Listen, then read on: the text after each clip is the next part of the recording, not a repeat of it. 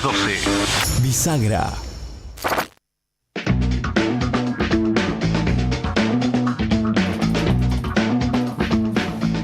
Buenas, ¿cómo andan? Acá Ezequiel Liota, como todos los martes a las 11, en la columna Mari Estepa por Lanamuncurá FM 89.7.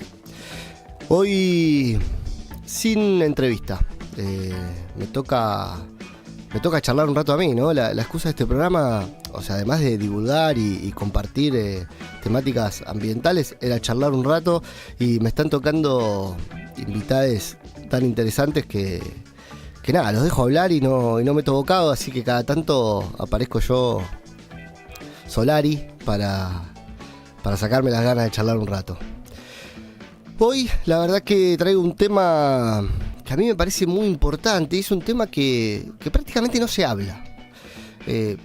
Sí, por ahí en ámbitos muy específicos, pero como en la generalidad, en el conocimiento común, es como algo que no se habla, una costumbre que hasta se perdió porque en algún momento sí existía, que es la arquitectura bioclimática y la bioconstrucción. ¿Qué es eso? Es la combinación, o sea, entre la construcción de una vivienda y el entorno en donde se encuentra, ¿no? ¿Qué significa eso? Que no es lo mismo construir una casa en Finlandia que una casa en Puerto Madryn, que una casa en Ecuador, ¿no?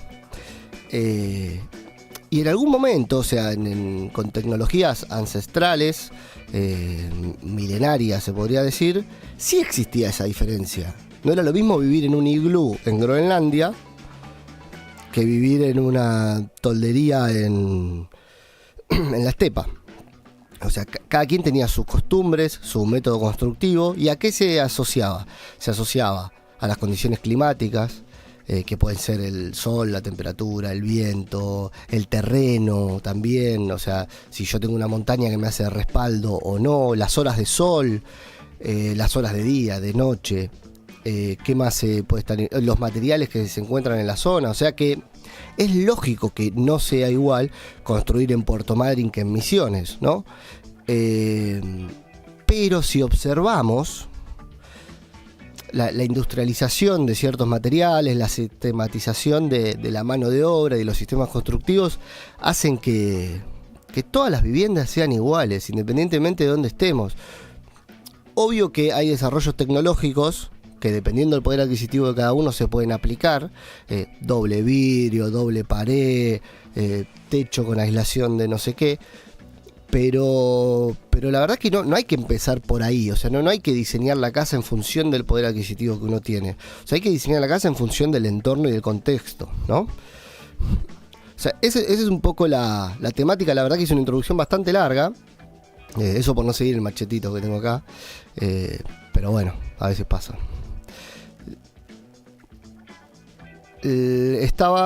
Me pongo al día con el machete, denme un segundito. Bueno, estaba en eso, ¿no? En que la bioarquitectura, o sea, la arquitectura bioclimática mezclada con la bioconstrucción, es usar eficientemente la naturaleza y los materiales para lograr un confort climático en una vivienda, ¿no? Para resumir esos puntos o los principales títulos, para que después googleen, ¿no? Porque cada temática abre una pestaña, otra pestaña, es como infinito, uno se puede meter y meter. Y no es lo mismo, si nos quedamos acá en la ciudad de Madryn, no es lo mismo un terreno que está orientado al sur que uno que está orientado al norte, no es lo mismo un terreno que da a la costa que un terreno que da a las bardas, no es lo mismo. O sea que dentro de encima de un entorno local también hay un montón de diferencias. Las cuales hay que considerar a la hora de, no solo de construir, ¿no? Sino de alquilar, de hacer una expansión de una vivienda, o mismo el rol del Estado, ¿no? Que no le presta atención a estas cosas y termina como yendo por lo urgente, ¿no? Que sería financiar la energía, financiar una garrafa o subvencionar, lo cual no está mal, digo que hay que hacerlo, pero pensemos que si una casa, una vivienda es mucho más eficiente a nivel energético, esa subvención a la larga va a ser menor. ¿Qué quiere decir? Que si yo para calefaccionar una vivienda necesito 40 estufas, 40 garrafas y gasto todos los inviernos $1.000.000, por ahí haciendo mejoras de carácter edilicias, que no significa que sean más caras, y ni hablar si las preveo y les hago del desarrollo, todo ese consumo energético baja, pero a niveles muy significativos, muy significativos. Lo primero que hay que tener por ahí en cuenta es la orientación, ¿no? Algo ya les venía diciendo. Todos sabemos que el sol en el hemisferio sur sale por el este y se esconde por el oeste, ¿no? Pero no solo es eso. Primero que, dependiendo de la estación del año, del momento, del mes del año, no sale siempre en el mismo punto del este, se va corriendo, y no se esconde siempre en el mismo punto del oeste. Pero lo más importante es que no siempre alcanza la misma altura el sol.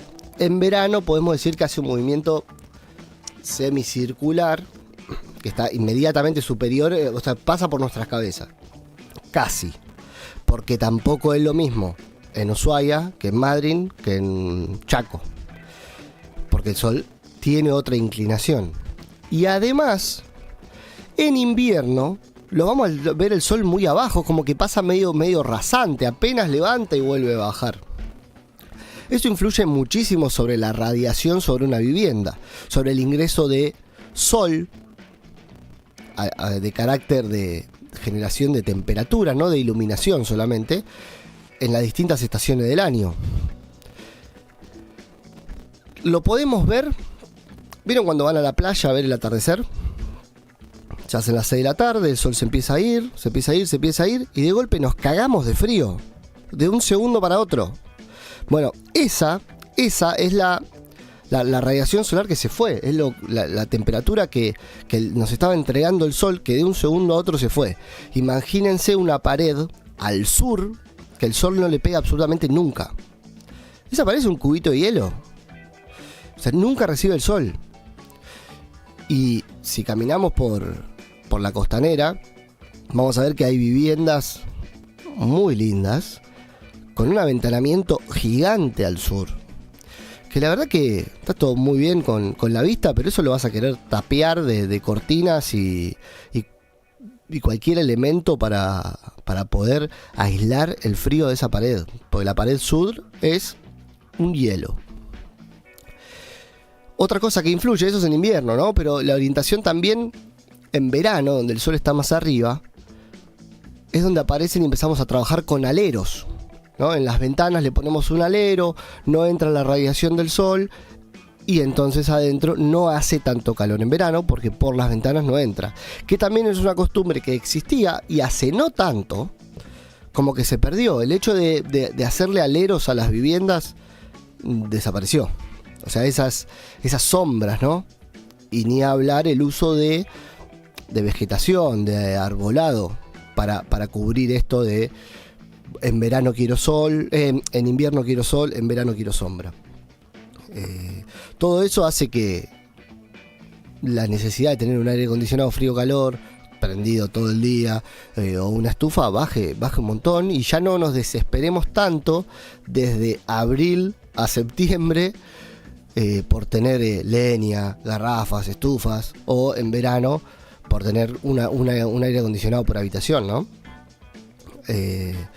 Lo otro que se asocia a esto puntual es la aislación de las paredes, que puede ser tanto la aislación como para aislar del entorno, o si no la inercia térmica, masa térmica, ganancia térmica que pueden tener los elementos.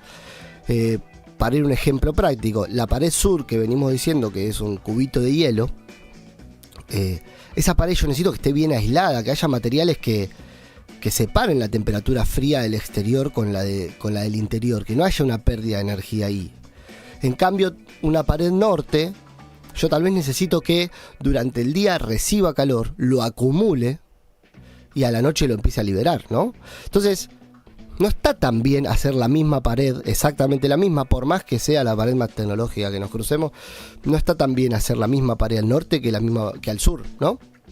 O sea, todo es función de el uso que le damos a la vivienda, a los locales de cada vivienda y también la ventilación de los mismos. Es sabido que hay un movimiento natural del aire cuando se calienta, que es por el cual funcionan los globos aerostáticos, por ejemplo. Se calienta el aire caliente pierde densidad, sube, entonces se eleva el globo aerostático. En una vivienda pasa lo mismo, no va a salir volando la casa, pero el aire caliente del ambiente sube. Entonces, en verano, si yo genero una corriente de aire con una claraboya superior y un ingreso de aire inferior, yo logro que ese movimiento de aire caliente genere correntada fresca que viene de abajo y se va el aire caliente para arriba. Entonces, con dos elementos, que es una ventanita arriba y una ventanita abajo, yo prácticamente tengo un aire acondicionado natural, ¿no? Lo mismo que la ventilación también favorece el control de humedad, que muchas casas, sobre todo en las paredes frías, las paredes que dan al sur, tienen problemáticas de humedad de condensación, de que como que les transpira la pared. ¿Qué es eso? Es la humedad misma que nosotros respiramos con temperatura caliente, se apoya sobre la pared, condensa y hace la chorreada. Todo eso se soluciona y miren que no, o sea, me están escuchando, no estoy planteando alternativas tecnológicas ultra caras. O sea, es solo prestar atención al momento de diseñar, elegir, optar, vivir en una vivienda. Y lo otro que ya lo mencioné con el tema de la aislación, es elegir los materiales, ¿no? Y acá entra el otro concepto, que es el de bioconstrucción. Porque por un lado todo lo anterior estaba más relacionado con el clima, con el entorno, y la bioconstrucción está relacionada también con la eficiencia de los materiales desde todo punto de vista. Venimos hablando de la huella de carbono, que lo hablamos con Cande Bulacio hace un par de columnas, y la huella de carbono, ¿qué era? Era como la capacidad de consumir energía que tenemos todos. Y pasa con los materiales, o sea, traer un ladrillo fabricado en Alemania, por más tecnológico que sea, tiene una huella de carbono gigante, porque se fabricó en Alemania. Entonces pasa a ser más eficiente comprar un ladrillo en la ladrillera de Gaiman, por ejemplo, en cuanto a huella de carbono. Pero podemos ir un poquito más profundo y decir, ¿cuáles son los materiales que me rodean en mi terreno? ¿Tengo cerca arcilla? ¿Tengo cerca paja? ¿Tengo cerca piedra? Bueno, puedo construir con esos materiales, obviamente aprovechando las capacidades térmicas de cada uno, ¿no? Por ejemplo, la paja sabemos que es un material muy aislante, porque cuando uno hace un ladrillo de paja, tiene como mucha relación aire vacío, o sea, aire-paja, y eso genera una aislación, es como una especie de telgopor natural. El telgopor pasa lo mismo, o sea, tiene mucha relación de vacíos, hay mucho vacío, poco material, entonces eso es como una especie de cámara de aire. Pero el telgopor es sintético, no se recicla. Si el día de mañana esa casa se derrumba, se demuele, se genera basura. En cambio, una casa de paja y arcilla o paja y aire termina volviendo al campo y siendo totalmente compostable en condiciones naturales. Eso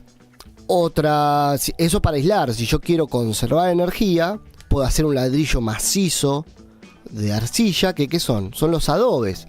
Es arcilla cruda.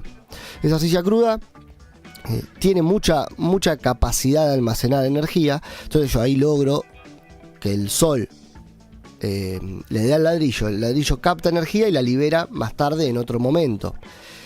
Y así nos podemos encontrar con un montón de tecnologías que además la podemos combinar con la acumulación, no es la acumulación, con la reutilización de materiales. Pueden buscar viviendas hechas con pallets, entonces se arma una estructura independiente, se rellenan los tabiques con pallets, de los pallets se pueden rellenar dependiendo de hacia dónde está la orientación, para qué es lo que yo quiero con el material de relleno, lo puedo rellenar con una cosa o con otra, ¿no? Puedo ir optando. Hay casas hechas con neumáticos, que la verdad que el neumático es una problemática actual de que es difícil de reciclar, y la verdad que rellenar con tierra un neumático y armar una pared es una masa térmica interesante, genera separación también de ambientes en cuanto a lo sonoro, lo climático, o sea, tiene un montón de beneficios, y como tecnología no es más que agarrar un neumático que van a tirar y rellenarlo con la tierra de tu mismo terreno. O sea que no todo, o sea, desarrollo, innovación tecnológica, porque esto es tecnología, no todo es caro, ¿no? O sea, no todo es una inversión. Obvio, nadie tiene ganas de andar paleando y llenando de un neumático de tierra, porque físicamente la verdad que es un desgaste interesante. Pero bueno, se puede planificar, se puede hacer de a poco. Y tiene como sus beneficios. No, o sea, tenemos que sacarnos la idea de que el confort, el progreso es la industrialización. La verdad que no. Y de hecho creo que en muchos casos está lejos de ser progreso y de ser confort las cosas industrializadas de fácil acceso, porque a largo plazo tienen la problemática. ¿Qué más le puedo decir de prestarle atención en estas cositas? Bueno, o sea, no es más que empezar a mirar, ¿no? Y decir, che, esto la verdad que por eso está tan fría esta pared, por eso no entra luz en la casa, por eso, o sea, ir prestando la atención a esas cositas, y a la hora de, si alguien tiene la suerte de poder acceder a un terreno o una vivienda, construir, o sea, poder prestarle atención a estas cosas. Y mismo en proyectos por ahí de carácter social impulsados por el Estado, que no solo se priorice la facilidad de construcción y el rápido, y la construcción rápida y sistemática de una vivienda, porque, o sea, está bueno el proyecto, no digo que no lo hagan otra vez, pero le podemos dar una vista un poco más eficiente desde el punto de vista climático y de los materiales, ¿no? Y yo creo que si nosotros los ciudadanos le empezamos a prestar atención a estas cosas, los impulsores de este proyecto, ya sean desde el punto de vista del Estado o desde el punto de vista privado, también le van a empezar a prestar atención a estas cosas, porque el Estado quiere brindar una solución y al fin y al cabo, o sea, que el ciudadano esté contento, y los privados quieren obtener una rentabilidad. Entonces, en cuanto más se cumplan las exigencias del ciudadano, van a estar todos más contentos, ¿no? Y bueno, es una columna de ambiente, y yo fui deslizando, pero, o sea, quiero dejar en claro que, o sea, el objetivo de esto, más allá del confort de cada uno, también tiene un claro impacto en cuanto a las energías, ¿no? Porque estamos hablando de cuidar el agua, cuidar ahora el problema del litio, de usar energías alternativas, energías renovables, pero nadie está pensando en qué puede cambiar cada uno para reducir ese consumo de energía. Bueno, se pueden cambiar usos y costumbres, usar agua, reutilizar el agua cantidades de veces infinitas, no desechar al mar, como el problema del dragado que hay en Rawson. Están esas cosas, pero también está en el hecho de, bueno, ¿cómo puedo hacer para poder calefaccionar mi casa con menos energía? ¿No? Que es verdaderamente un problema, porque con la calefacción con energías limpias, yo te diría que hoy es casi un imposible, porque generar calor genera un consumo energético altísimo de energía eléctrica, que comparable con el gas, que es el recurso que viene del lado del petróleo, es muchísimo más caro hoy en día. Y con las energías renovables no alcanzan para que todos nos calefaccionemos con energía eléctrica. Entonces, la idea de esta columna era un poco contarles esto de salir de lo tradicional, actual y presente, y empezar a mirar un poco hacia atrás. Che, ¿cómo hacían? ¿Cómo es? Y también aprovechar que hoy en día, o sea, el mundo está muy globalizado, es fácil acceder a información por todos lados. Entonces, está bueno mirar cómo hacen o cómo hacían otras civilizaciones y tratar de emularlo acá, ¿no? O sea, se empiezan a mezclar técnicas que por ahí hacían en México y acá no se había desarrollado. Y uno puede acceder a través de YouTube, a través de googlear ahí un poquito, llega a decir, che, mira esto, la verdad que a Madryn le viene muy bien. Podemos aplicar esto, tengo los materiales acá cerca, hay opciones que mejoran la eficiencia.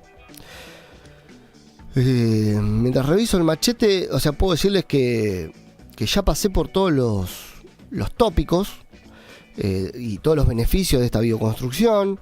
Resumiendo, una es el confort térmico de la vivienda, el otro es el ahorro energético, la sostenibilidad, ¿no? El hecho de usar materiales, reutilizar o usar materiales que son reciclables, y la salud y el bienestar, ¿no? Yo creo que es mucho más sano vivir en una vivienda que tiene un mejor control de humedad, que tiene mejor control climático, que andar renegando con las calefacciones, con todos los sistemas de energía que no son del todo saludables. La verdad que el aire acondicionado, ponerle seca demasiado el ambiente, la calefacción cambia las condiciones de humedad relativa. Así que, o sea, prestar atención al entorno de la naturaleza nos da beneficios de todo punto de vista.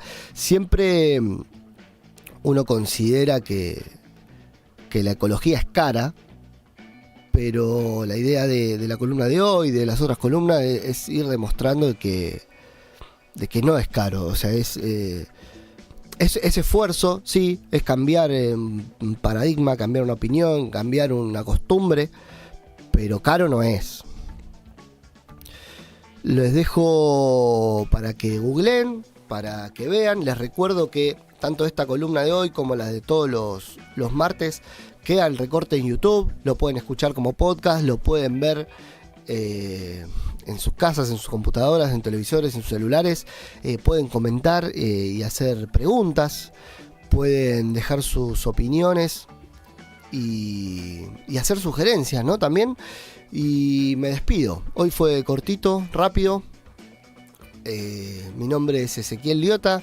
Esto fue Mari Estepa. Y no se olviden de meterse en YouTube, darle like, comentar, que ayudamos un poquito al algoritmo. Y los dejo con la programación que queda en la Namuncurá FM 89.7.